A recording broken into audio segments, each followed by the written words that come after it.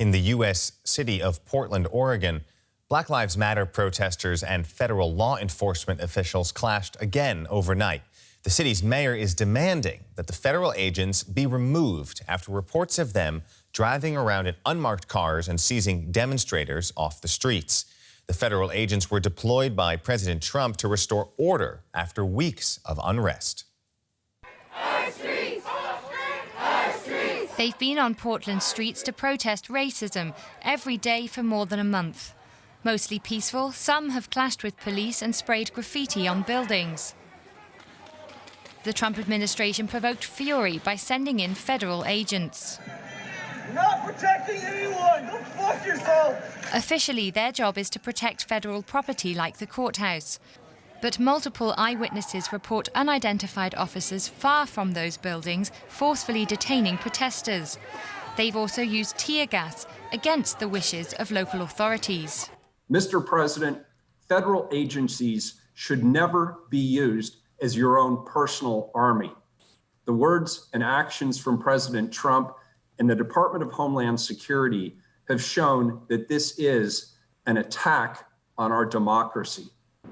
The Homeland Security chief has called protesters violent extremists. He's defended using federal officers, including Border Patrol agents and Immigration and Customs Enforcement in Portland. And the president says he's satisfied with their work. We've done a great job in Portland. Portland was totally out of control, and they went in, and I guess we have many people right now in jail, and we very much quelled it. And if it starts again, we'll quell it again very easily. The street fights have already turned political. Now they're set to become legal. Rights groups are condemning federal agents for, they say, making arrests without probable cause.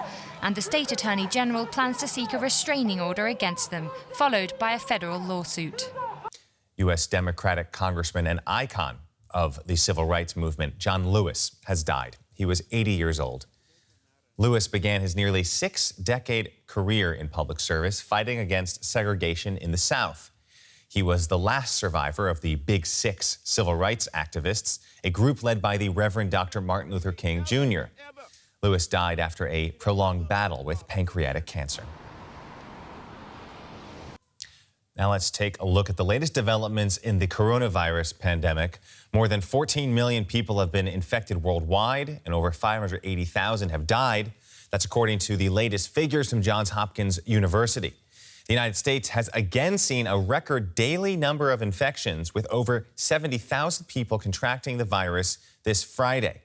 Texas and Florida are currently the worst affected. And Iran's President Hassan Rouhani says an estimated 25 million Iranians could be infected with the coronavirus. According to the president, an additional 30 to 35 million people could become infected in the coming months.